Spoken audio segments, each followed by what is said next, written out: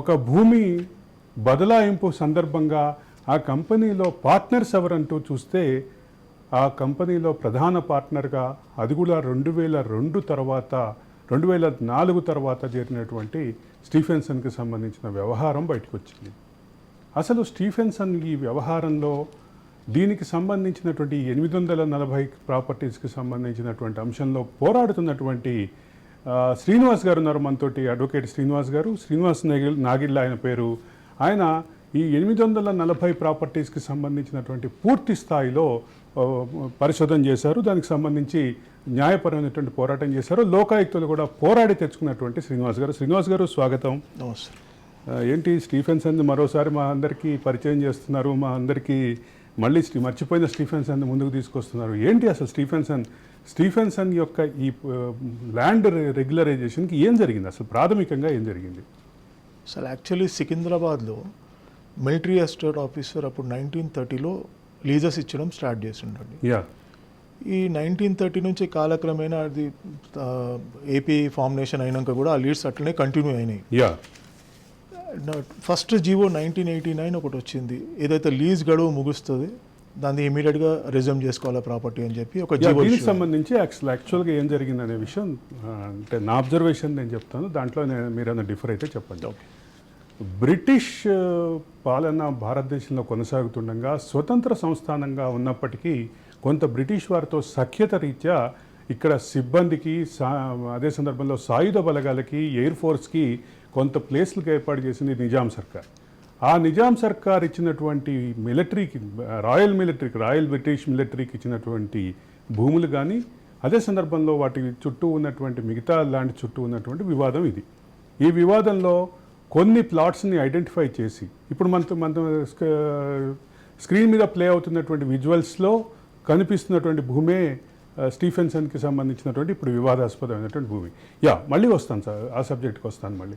అయితే ఇక్కడ ప్రాథమికంగా లెక్క ఏంటంటే ఒక వెసులుబాటు కోసం ఇచ్చినటువంటి భూమిని వాళ్ళు బ్రిటిష్ ఎయిర్వేస్ కానీ బ్రిటిష్ సైనికులు కానీ బ్రిటిష్ కంటోన్మెంట్ దాన్ని మరొక అంటే అక్కడ ఉన్నటువంటి స్థానికులకి అవసరాల రీత్యా కొన్ని ల్యాండ్స్ని లీజుకి ఇచ్చినాయి. ఆ లీజుకి సంబంధించినటువంటి గడువులు పూర్తయి దశాబ్దాలు పూర్తయినప్పటికీ ఆ లీజ్ గడువుని కొనసాగించలేదు, అదే సందర్భంలో ఎక్స్టెన్షన్ చేయలేదు, లీజుకి సంబంధించినటువంటి ఆ డబ్బులు కూడా కలెక్ట్ చేయట్లేదు.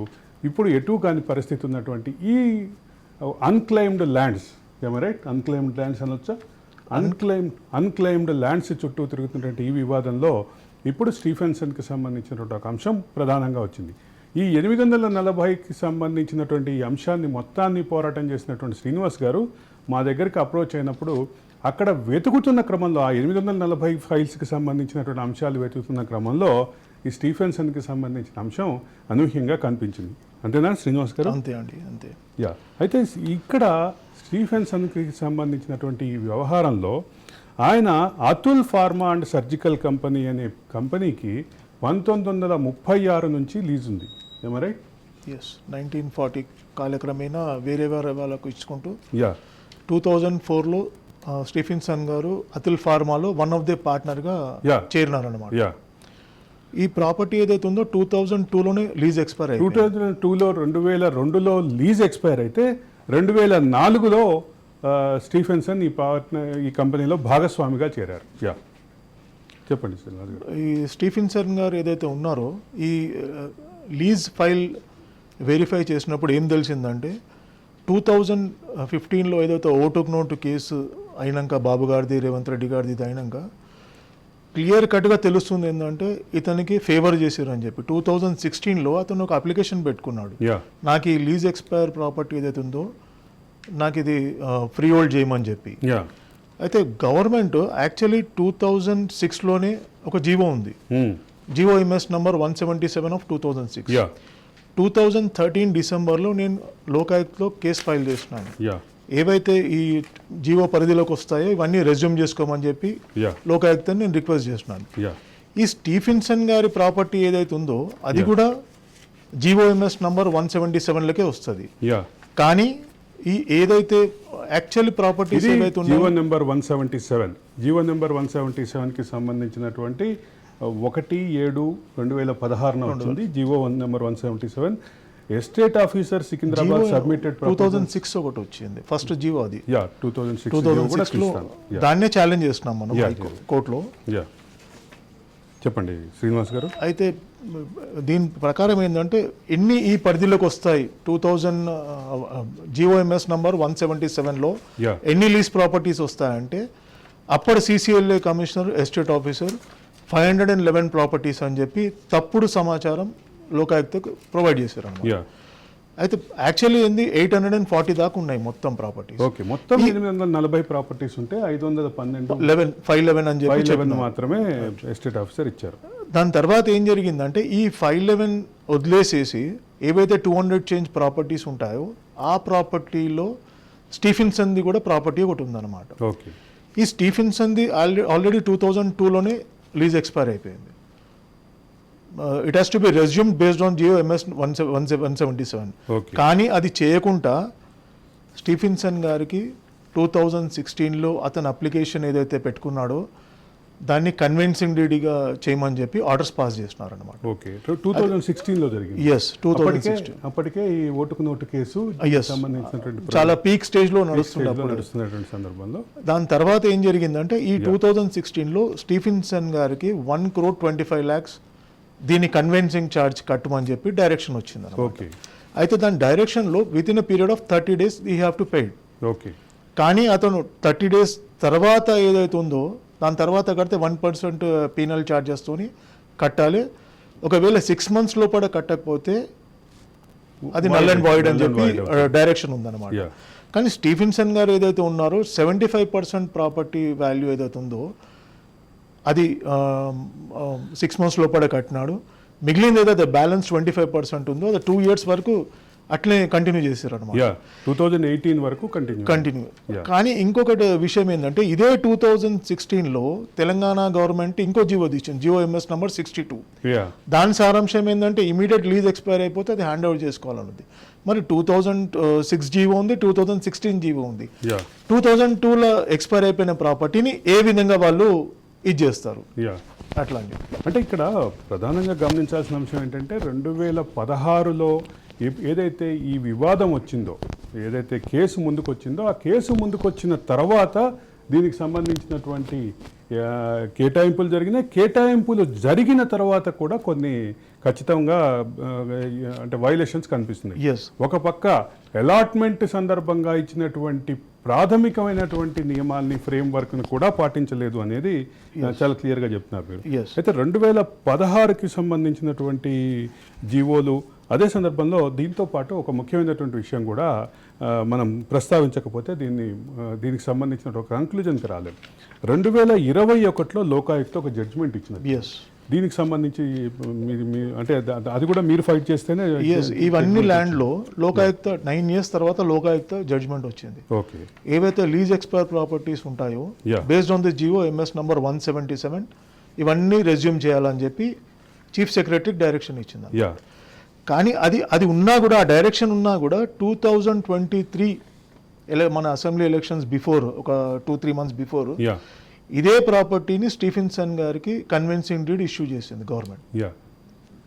కానీ ఇక్కడ విచిత్రంగా కనిపించింది నాకు మీరు ఇచ్చినటువంటి డాక్యుమెంట్స్లో 2023లో దీనికి సంబంధించినటువంటి ఎస్టేట్ ఆఫీసర్ ఇచ్చినటువంటి రిపోర్ట్లో అక్కడ ఆ కంపెనీ ఆనవాళ్ళు కూడా లేవు అని, ఏదైతే ల్యాండ్ని ఆయనకి రెగ్యులరైజ్ చేశారో, ఆయన నేతృత్వం, ఆయన భాగస్వామిగా ఉన్నటువంటి కంపెనీకి రెగ్యులరైజ్ చేశారో ఆ పర్టికులర్ డీడీని కనుక పరిశీలిస్తే అక్కడ ఎస్టేట్ ఆఫీసర్ ఇచ్చినటువంటి రిపోర్ట్లో ప్రాథమికంగా కనిపిస్తోంది.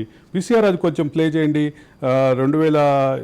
2023కి సంబంధించిన డాక్యుమెంట్, దాంట్లో చివరిలో ఉన్నటువంటి ఏదైతే ఉందో అదే ప్లే అవుతోంది. అతుల్ ఫార్మా అనే కంపెనీ అక్కడ ఎగ్జిస్టెన్స్లో లేదు. అక్కడ ఒక గ్యాస్ సంబంధించినటువంటి ప్రోడక్ట్ మ్యానుఫ్యాక్చరింగ్ కంపెనీ ఉంది అంటూ ఎస్టేట్ ఆఫీసర్ ఇచ్చినటువంటి రిపోర్ట్ కనిపిస్తుంది. ఈ రిపోర్ట్లో చాలా క్లియర్గా ఉంది. Further it is to submit that on spot verification it is found that there is no company running by name Messrs. Atul Pharma Surgical and Dressing at present gas point company is running, who are manufacturing of gas burners. Gas burners తయారు చేసేటటువంటి gas సంబంధించినటువంటి ఒక ప్రోడక్ట్ని తయారు చేసేటటువంటి gas point company ఇప్పుడు అక్కడ ఉంది.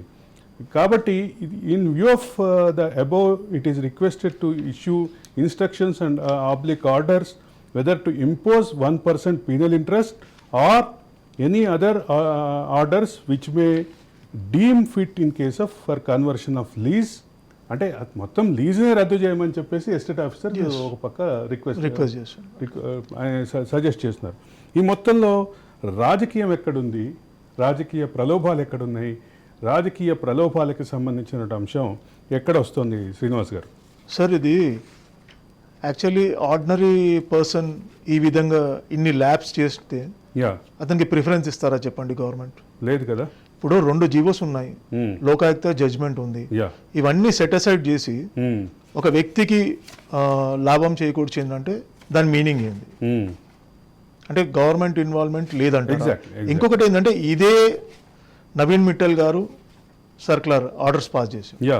మరి నవీన్ మిట్టల్ గారికి తెలియదా లోకాయుక్త కేసు జడ్జ్మెంట్ ఏముంది, 2 జీవోస్ ఇష్యూ అయినాయి రిజంప్షన్ చేసుకోమని చెప్పి, మరి ఇవన్నీ సెటిల్మెంట్ చేసి ఏ విధంగా ఇది చేస్తారు అట్లా అని చెప్పి. అంటే ఇక్కడ 2 జీవోలకి సంబంధించినటువంటి ప్రభుత్వం జారీ చేసినటువంటి జీవోల్ని రెండింటిని బేఖాతరు చేస్తూ ఈ రెగ్యులరైజేషన్ జరిగిందనేది. అదే సందర్భంలో 2021లోనే లోకాయుక్త ఒక ఆర్డర్ ఇచ్చింది. దానికి సంబంధించినటువంటి లోకాయుక్త ఆర్డర్ ఏమని ఇచ్చింది శ్రీనివాస్ గారు?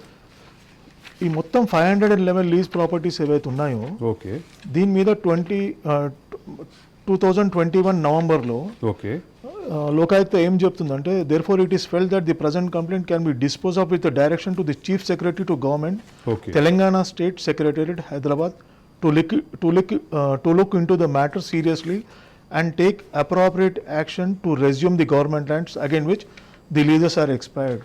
క్లియర్ గా ఈ 511 ప్రాపర్టీస్ రెజ్యూమ్ చేసుకోమని.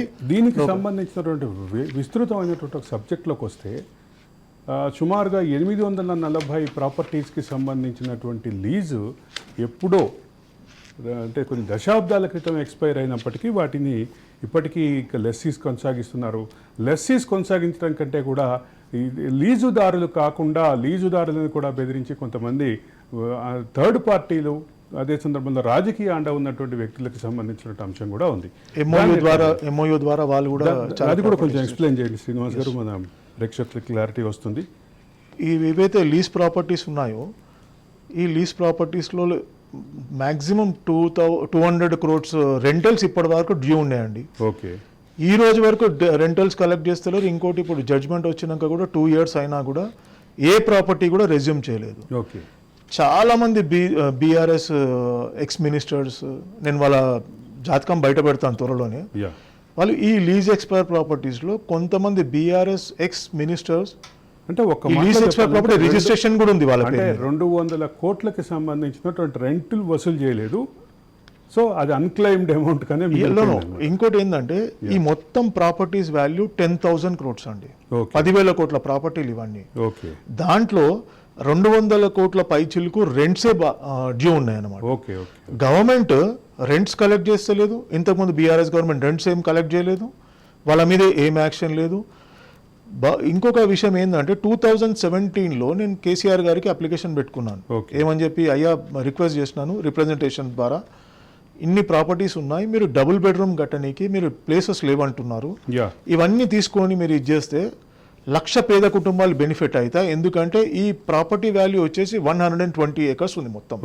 సికింద్రాబాద్లో 120 acres, more than 3,25,000 square yards అనమాట.